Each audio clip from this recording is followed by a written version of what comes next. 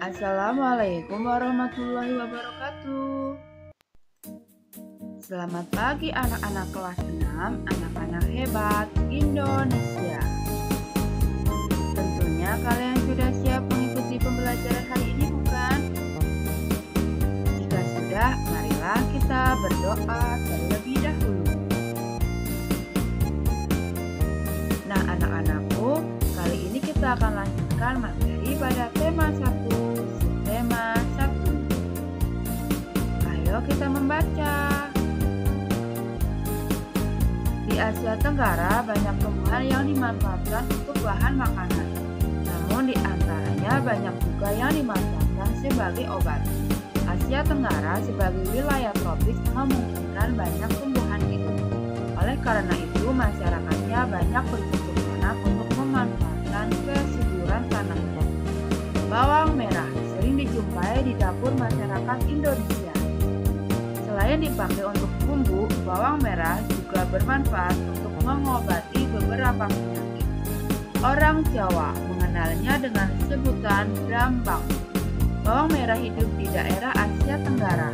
Masyarakat Indonesia, Malaysia, Thailand, dan Filipina adalah pengguna bawang merah.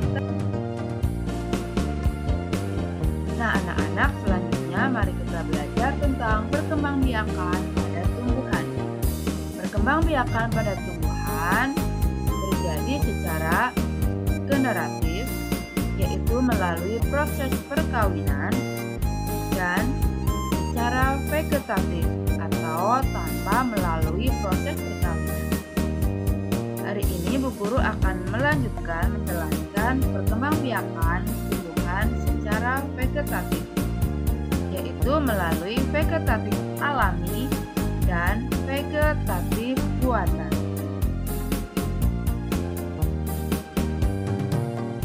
Perkembangbiakan vegetatif. Perkembangbiakan vegetatif yang pertama yaitu perkembangbiakan vegetatif alami. Yang pertama dengan cara umbi. Ada umbi lapis. Contoh tanaman yang berkembang biak dengan umbi lapis adalah bawang merah, bawang putih, bawang bombay, dan bunga tulip. Umbi batang. Tanaman yang berkembang biak dengan umbi batang yaitu kentang, ketela rambat, dan kembili. Umbi akar. Tanaman yang berkembang biak dengan umbi akar yaitu wortel, bunga dahlia, lobak, dan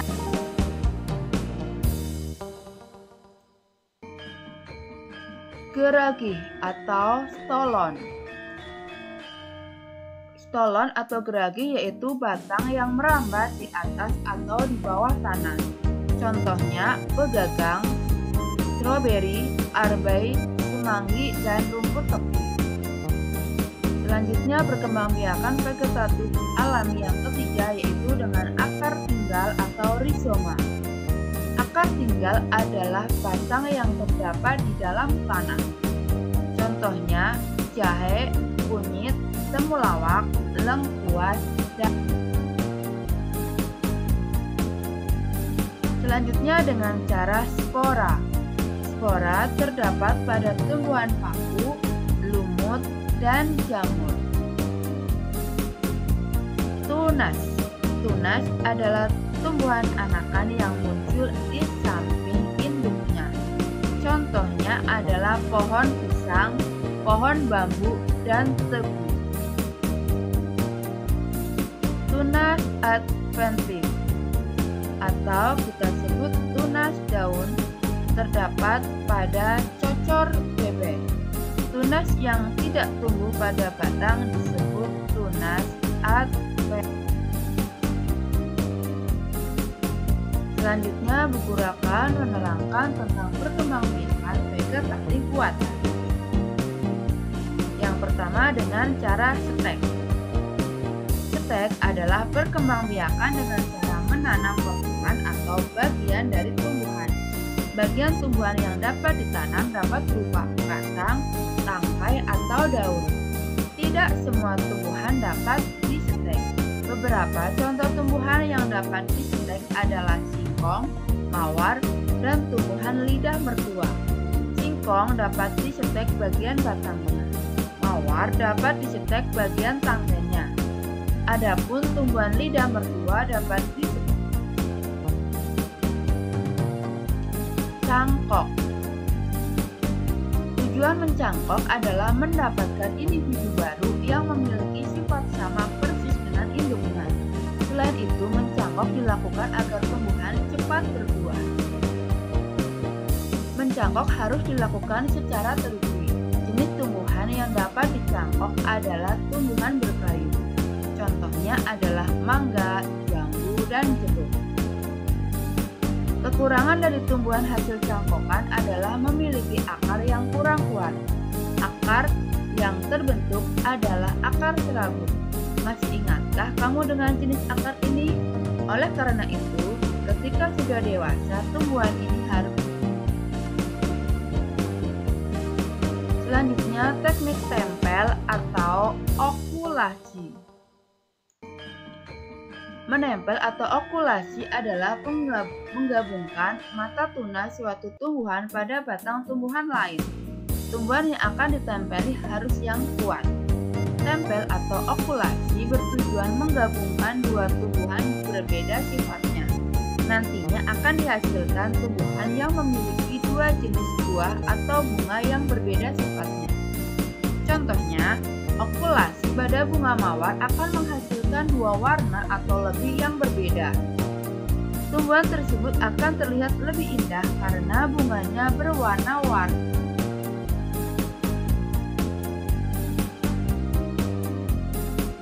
Selanjutnya yaitu teknik sambung atau enten.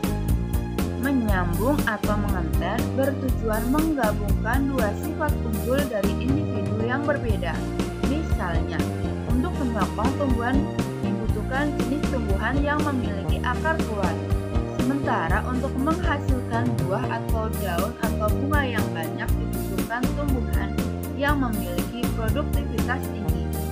Tumbuhan yang dihasilkan memiliki akar kuat dan produktivitas yang tinggi. Contoh, tumbuhan yang bisa disambung adalah tumbuhan yang sekeluarga. Contohnya, tomat dengan terong. Berikut ini adalah gambar proses menyambung.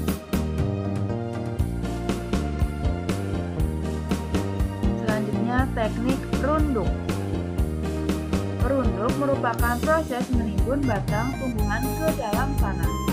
Pada batang yang ditimbun tersebut diharapkan tumbuh akar. Tumbuhan yang dapat dikembangbiakan dengan merunduk diantaranya arbe, apel, tebu, stroberi, dan melati. Selanjutnya yang terakhir yaitu kultur jaringan. Kultur jaringan adalah perkembangbiakan tumbuhan dengan menanam jaringan tumbuhan di tempat dan media yang khusus.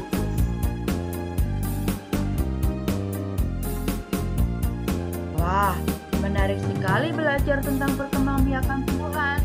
Coba bayangkan apa yang akan terjadi jika Tuhan Yang Maha Esa tidak menciptakan tumbuhan.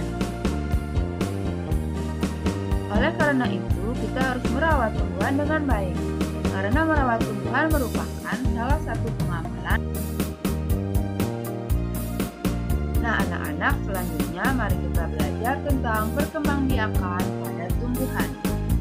Perkembangbiakan pada tumbuhan terjadi secara generatif, yaitu melalui proses perkawinan, dan secara vegetatif atau tanpa melalui proses perkawinan.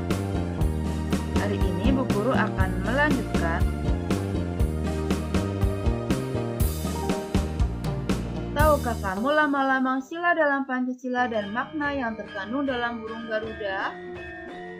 Nah, anak-anak, pada lambang burung Garuda Pancasila terdapat 17 helai bulu pada masing-masing sayap,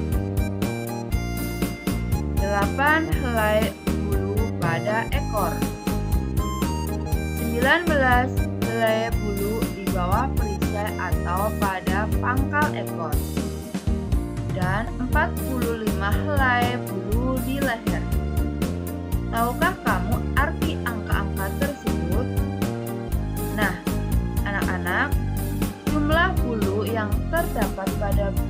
Garuda menunjukkan tanggal kemerdekaan Republik Indonesia 17 Agustus 1945. Anak-anak, selanjutnya kita lanjutkan untuk mencari dan menentukan lambang-lambang pada masing-masing sila yang Pancasila.